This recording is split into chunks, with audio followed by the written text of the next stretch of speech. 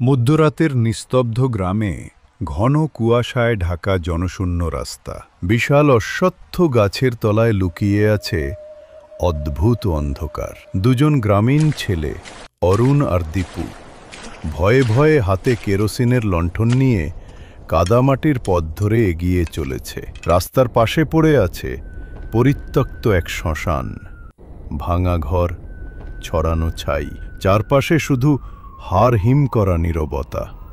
হঠাৎই অশ্বত্থ গাছের নিচে দাঁড়িয়ে থাকা এক ছায়ামূর্তির চোখ লাল জ্বলে উঠল, যেন মৃত্যুর অগ্নিশিখা। অরুণের হাত কাঁপছে, কপালে ঘাম জমেছে।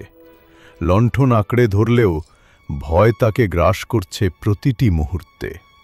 আস্তে আস্তে এগিয়ে আসছে ভূত, মুখ ঢাকা সাদা কাপড়ে, পা মাটিতে ছোঁয় না, হাওয়ায় ভেসে চলছে। দীপুর হাত থেকে হঠাৎ লণ্ঠন পড়ে গেল। ভাঙা কাচের শব্দে মাটিতে আগুন টুকটুক করে জ্বলে উঠল। গর্জন করে চিৎকার করল ভূত। চারপাশের গাছপালা যেন কেঁপে উঠল তার বিকট চিৎকারে। অরুণ আর দীপু প্রাণপণে দৌড়াতে লাগল।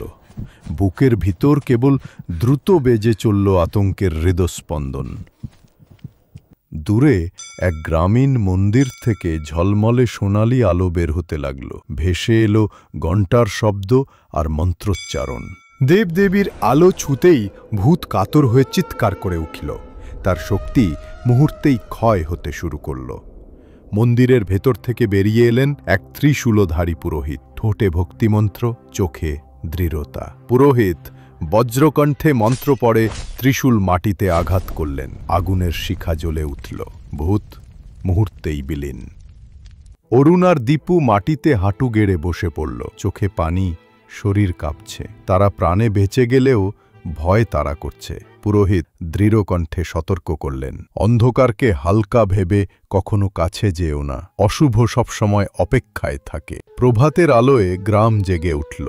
চারদিকে শান্ত পরিবেশ, পাখির ডাক, বাতাসে নতুন দিনের ছোঁয়া। গ্রামের মানুষজন ভিড় করে গল্প করছে। ফিস ফিস করে সবাই ছেলে দুটো আর রাতের ঘটনার কথা আলোচনা করছে। চুপচাপ মাথা নিচু করে বাড়ি ফিরছে অরুণ আর দীপু, মুখ ফ্যাকাশে, চোখে নিস্তেজ ক্লান্তি। রাত নামতেই আবারও অশ্বত্থ গাছের ডালপালার আড়ালে শোনা গেল এক ফিসফিসানি, আমি আবার ফিরব। অন্ধকার কখনো পুরোপুরি হারিয়ে যায় না, তা শুধু অপেক্ষা করে।